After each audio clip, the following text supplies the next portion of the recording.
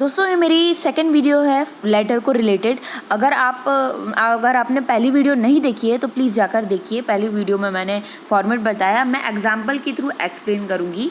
तो चलिए इस वीडियो को स्टार्ट करते हैं। R Prabhu Kumar, Parvati of 17E Ravidas road, Kochi, write a letter to the editor of a newspaper about the nuisance caused by loudspeakers in the city during examination days, drawing attention of the authorities concerned to the problem। ये एक question दिया हुआ है, इसमें आपको बताया आपका नाम आपको नहीं लिखना है। इसमें ये जो प्रभु कुमार और पार्वती लिखा है ये लिखना है आपको। अगर आप गर्ल हैं तो पार्वती और अगर आप बॉय हैं तो प्रभु कुमार। तो अब देखिए इसमें आपको आपका एड्रेस भी दिया हुआ है, सेंडर एड्रेस ये लिखा हुआ है। यही एड्रेस जो आपको सेंडर एड्रेस जो फॉर्मेट बताया था मैंने, उसमें आपको यही एड्रेस लिखना है। अभी हम कंसल्ट करेंगे, अभी हम देखेंगे इसके बारे में। सेंडर एड्रेस में आपको ये 17E रविदास कोची ये लिखना है। मैं अभी आपको लिखकर भी बताऊंगी। और फिर उसके बाद क्या है, write a letter to the editor of a newspaper about the nuisance caused by loud speakers in the city. यहाँ तक समझते हैं। अभी ये लेटर हम किसको लिख रहे हैं, ये जो न्यूज़पेपर जो बनाते हैं उनको लिख रहे हैं। किसके बारे में लिख रहे हैं, ये लेटर इसलिए है क्योंकि जो बाधा आ रही थी, मतलब लाउड स्पीकर बज रहे हैं। एक तो एग्जामिनेशन चल रहा है और लाउड स्पीकर बज रहे हैं तो उन्हें दिक्कत हो रही है पढ़ने में, ऑब्वियसली होगी ही दिक्कत। तो अब drawing attention of the authorities concerned to the problem. अब जो अथॉरिटी है, ये अथॉरिटी मतलब संस्था होती है, एक संस्था है, आप बोल सकते हैं कि एडमिनिस्ट्रेशन पॉलिटिक्स से रिलेटेड होती है। अब आप समझ ही सकते हैं ये चैप्टर, ये हम किसको लिखेंगे, ये हम जैसे कि अगर पेपरिया की बात होती है तो हम ये लिखते हैं किसको, नगर पालिका को। लेकिन अभी हम यहाँ पे किसको ही लिखेंगे, ये वाला एडिटर ऑफ न्यूज़पेपर को लिखेंगे, ठीक है। तो ये था क्वेश्चन, हमने इसको अच्छी तरीके से समझ लिया है। Authority concerned to the problem, authorities का मतलब वो होता है और कंसर्न्ड का मतलब होता है चिंतित, मतलब वो प्रॉब्लम जो प्रॉब्लम आ रही है ना, ये उनको पढ़ने में टेंशन है उन्हें। किसको, कंसर्न्ड का मतलब होता है चिंतित है वो लोग, ठीक है। अब चिंतित है मतलब चिंता तो होगी यार, टेंशन, क्योंकि एग्ज़ाम सर पे हैं और लाउड स्पीकर बजेंगे तो एक तो मन नहीं लगेगा। फॉर 10th क्लास, फॉर आपके लिए और मेरे लिए और आपके लिए तो ये और भी डिफ़िकल्ट है अगर होता तो, बट ऐसी कोई, लेकिन ये कंडीशन दी हुई है हमें। अब हमें लेटर लिख रहे हैं, ये फॉर्मल लेटर है, ये मत भूलिएगा। We are studying formal letter only. अभी आज के वीडियो में फॉर्मल लेटर पढ़ेंगे, फिर कल की वीडियो में हम इनफॉर्मल। चलिए तो एग्जाम्पल के थ्रू पढ़ना स्टार्ट करते हैं। देखिए ये मेरा एग्जाम, मतलब ये मैंने लिखा हुआ है। इसमें एक चीज़ मिसिंग है, वो आपको लग रहा होगा, वो जो नीचे एंडिंग मतलब डेजिग्नेशन, सिग्नेचर और वगैरह, यार आपका नाम था ना, यहाँ पर लिखा हुआ है। ये मेरे पेज में ये इतना बड़ा सिंपल लैंग्वेज में लिखा है मैंने। अब देखिए, अब मैं आपको इसमें समझाती हूँ, इसमें आपको अच्छे से समझ में आएगा। सेंडर्स एड्रेस, हम क्या पढ़ रहे हैं अभी, ये है फॉर्मल लेटर पढ़ रहे हैं हम। यहाँ पर क्या पढ़ रहे हैं, फॉर्मल लेटर। अब फॉर्मल लेटर में हम ठीक है फॉर्मल लेटर पढ़ रहे हैं। तो ये जो पार्ट है हमारा, ये देखिए, ये है हमारा सेंडर्स एड्रेस,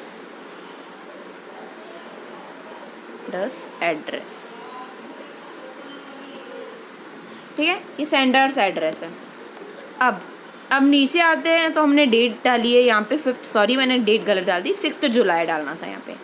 यहाँ पर आएगा 6 जुलाई, ठीक है। ये हमने डेट डाल दी हुई है, ये डेट है जैसा अकॉर्डिंग टू द, उसमें भी डेट होगी। चलिए फिर उसके बाद हम नीचे आते हैं। तो अब यहाँ पे हमने ये जैसे कि उसमें लिखा हुआ था कि हमें क्वेश्चन पे नज़र डाल लेते हैं। ये हमारा क्वेश्चन था, तो इसमें हमें क्या यहाँ पर दिया हुआ है, रिसीवर्स सॉरी ये हमारा सेंडर्स एड्रेस था, ठीक है। अब मैंने एक लिख दिया था, एडिटर हिंदुस्तान टाइम्स, ठीक है। चलिए फिर उसके बाद अब आता है सब्जेक्ट। ये हमने सब्जेक्ट लिखा हुआ है।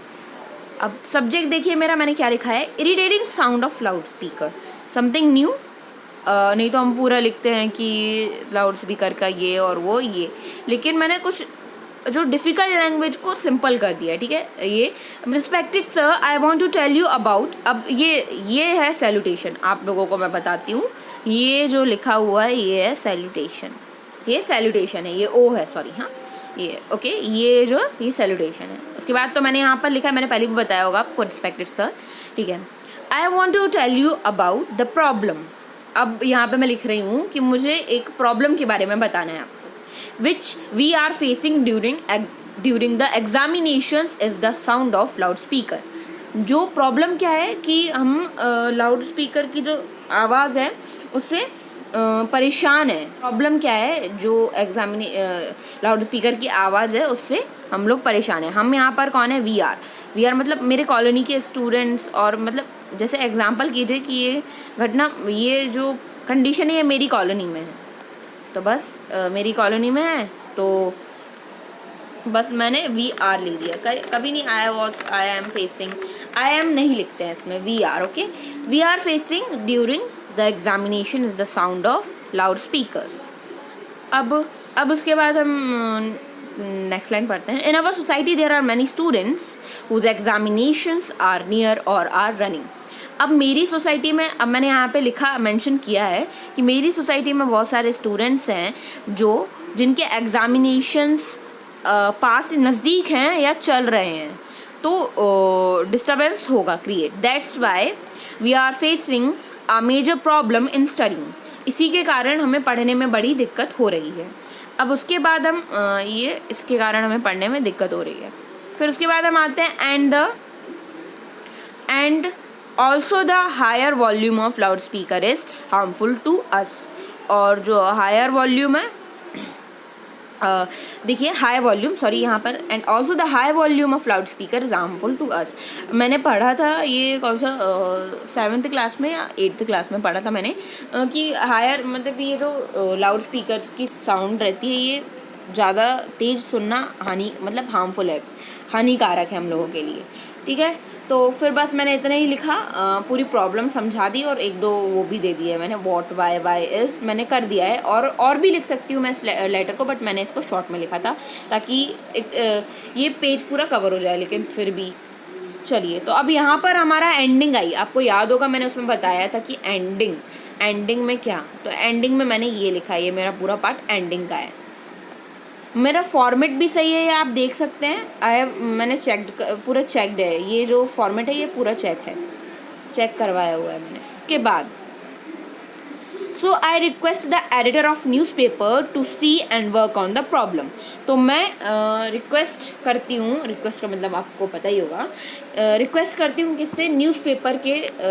तो मैं रिक्वेस्ट करती हूँ न्यूज़पेपर एडिटर न्यूज़पेपर के जो न्यूज़पेपर बनाते हैं, टू सी, इस प्रॉब्लम को देखें और इस पर काम करें। वो अगर इसके बारे में पब्लिश कर देंगे तो this problem will be any how, मतलब कैसे भी कभी तो होगी सॉल्व, कभी नहीं, मतलब सॉल्व होनी चाहिए, ठीक है। तो बस ये मैंने लिखा, ये एंडिंग थी। अब मैं thank you your sincerely Parvati, I am Parvati, yes. तो अब क्या, थैंक यू लिख दिया मैंने। ये थैंक यू तो लिख दें, ऑब्वियसली वो इतनी बड़ी प्रॉब्लम सॉल्व कर रहे हैं।